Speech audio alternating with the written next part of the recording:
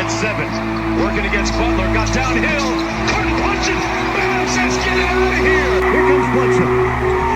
Bam with a great block from behind. Bam. Oh, my. And Adebayo.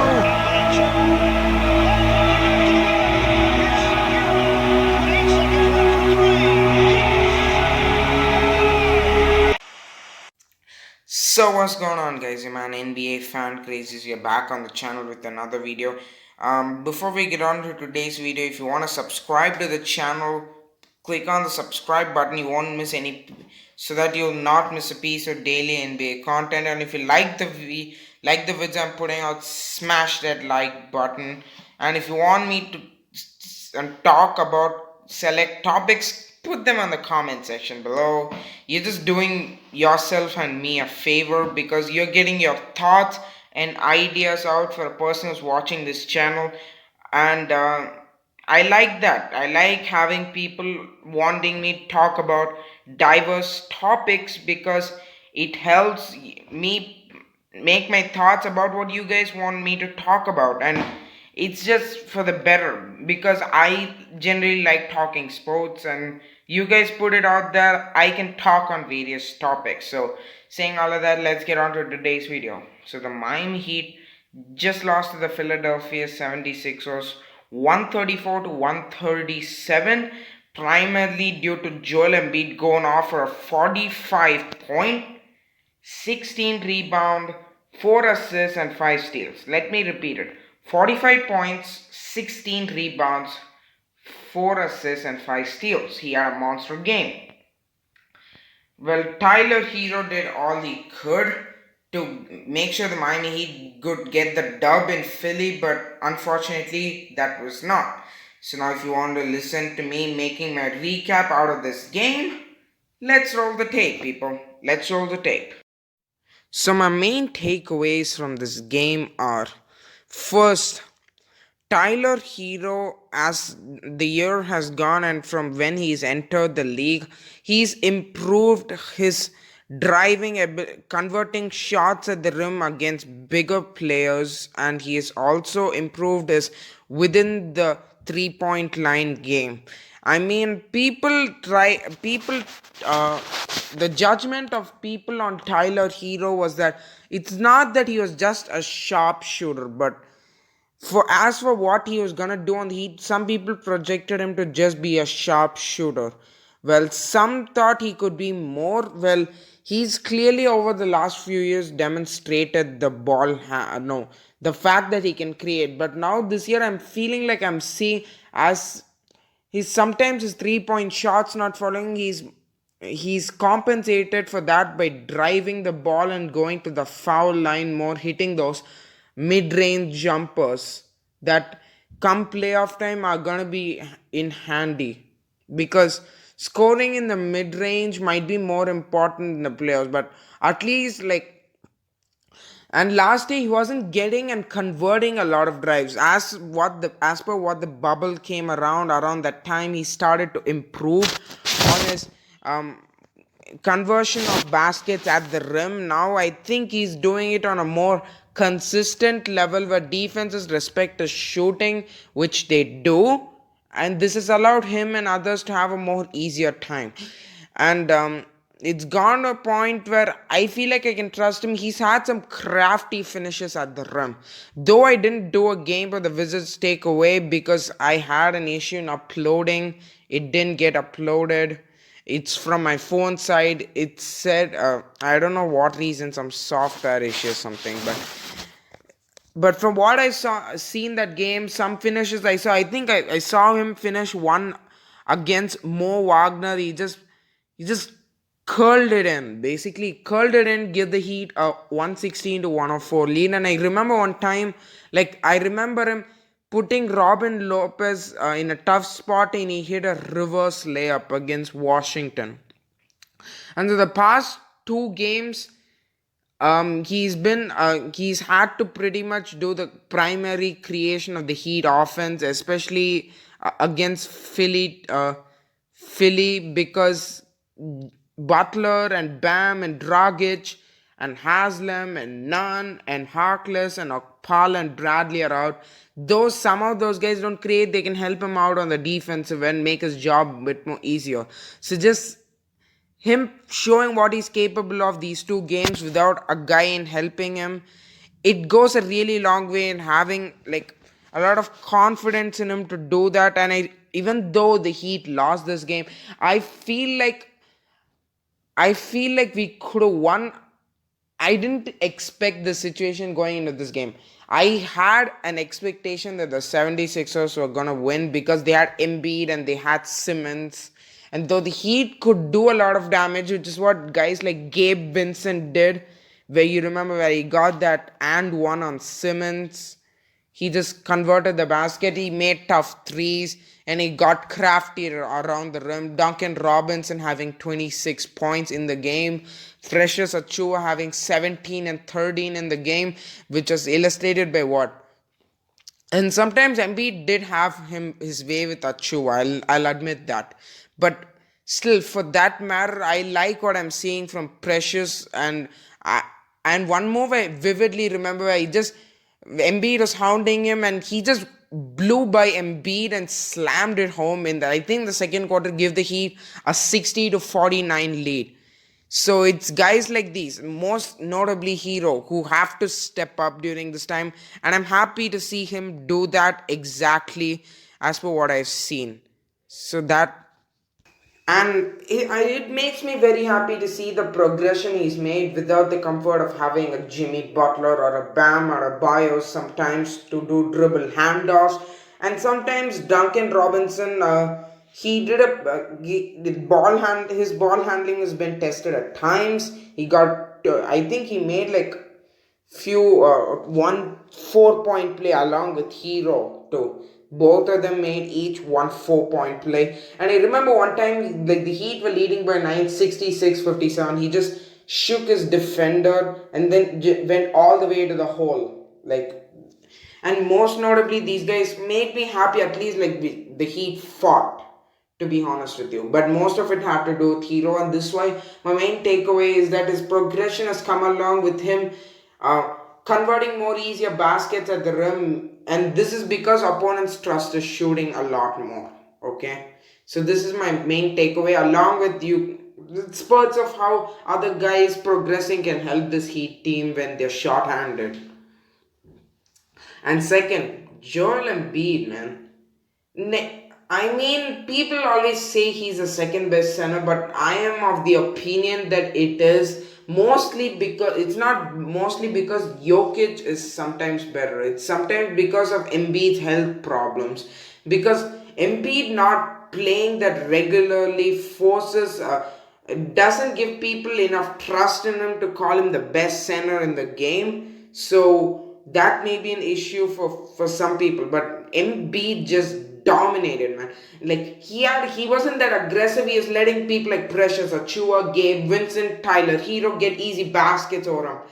Once halftime turned, and I was watching Heat halftime, and I think Ron Rothstein said this.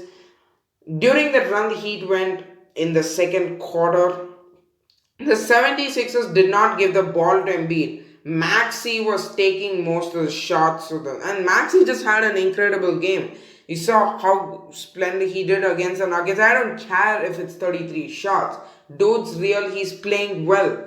And now he was the point of which they didn't get a lot of easy shots with him taking so many shots instead of getting into Embiid, the best guy and the best player. Ron Rothstein said in Heat halftime, now Doc Rivers probably look at this and he may decide to go give it to Embiid because most of the baskets did not go to Embiid, just went to Embiid, and then most of it involved Maxey to score.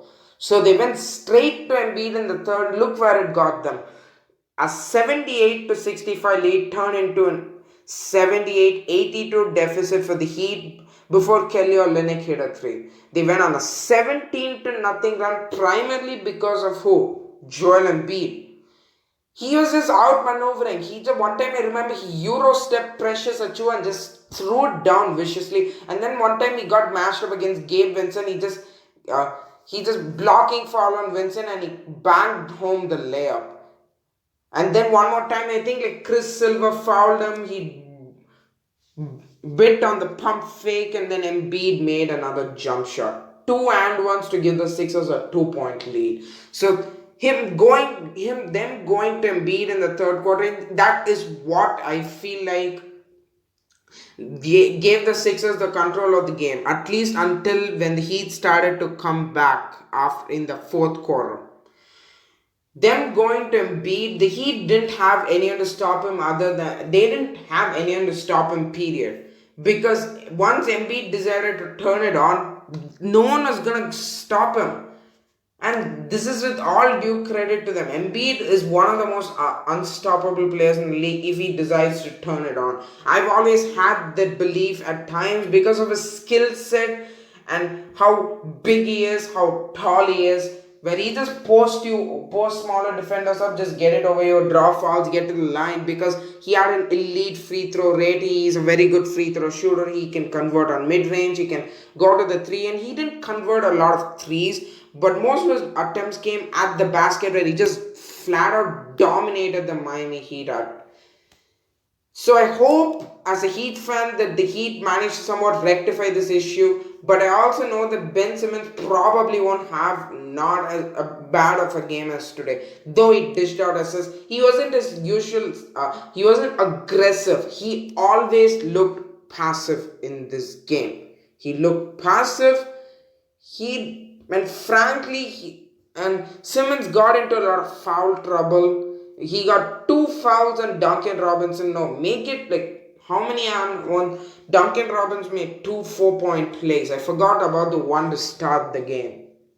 2 4-point plays, and his game ended when he fouled Gabe Vincent, and Vincent made the bucket, which reduced the Sixers to 3-point lead, 112-109. He converted the free throw, and Simmons went out.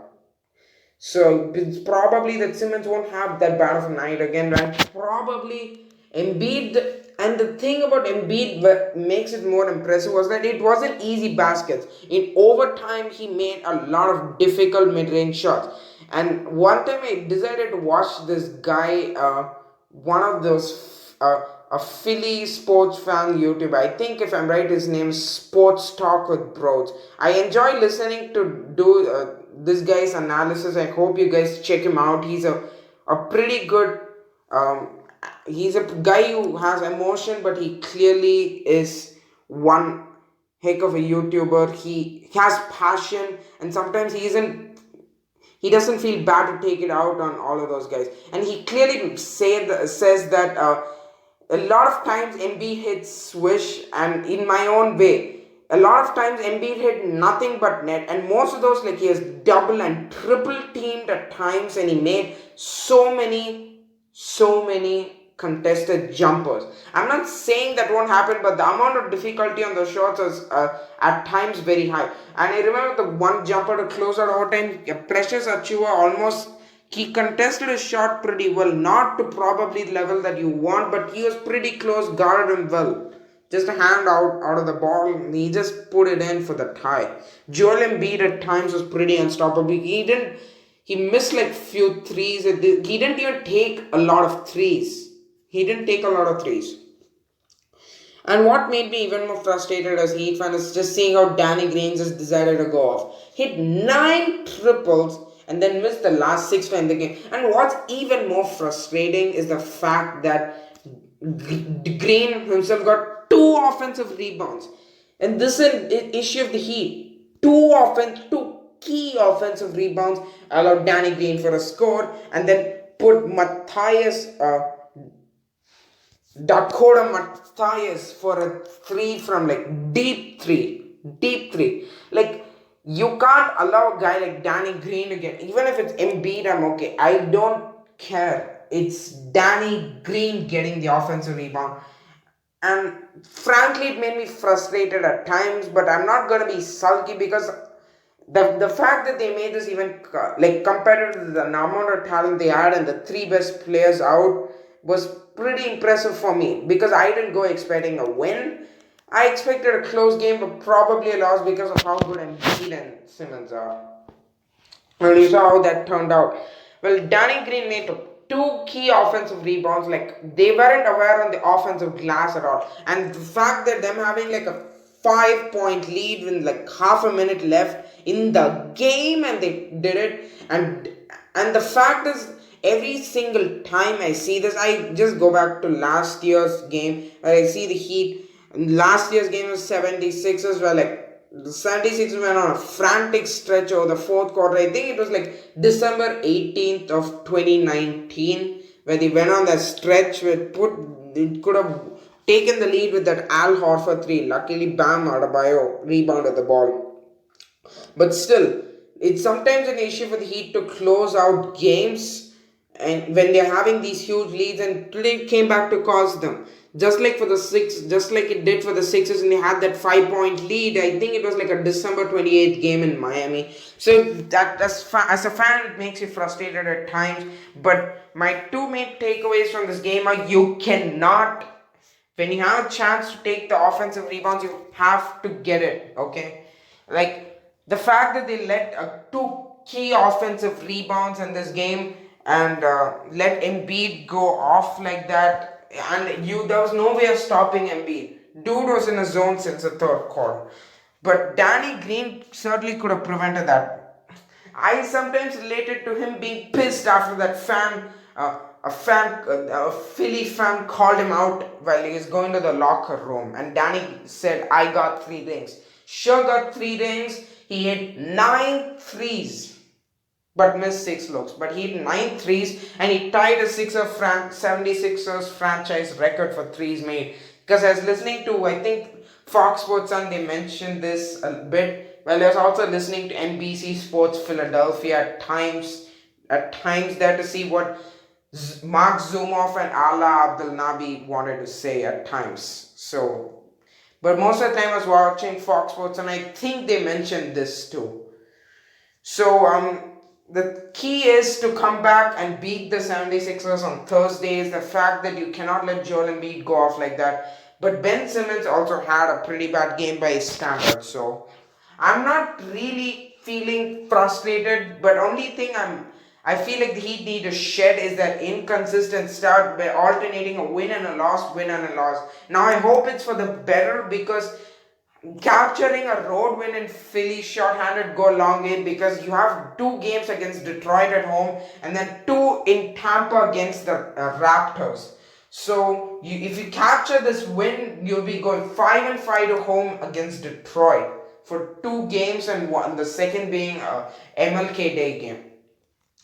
So I hope you guys enjoyed my analysis. This is more of a recap style game, more of a takeaway style game recap. So I hope you guys enjoyed it and I will see you all next time.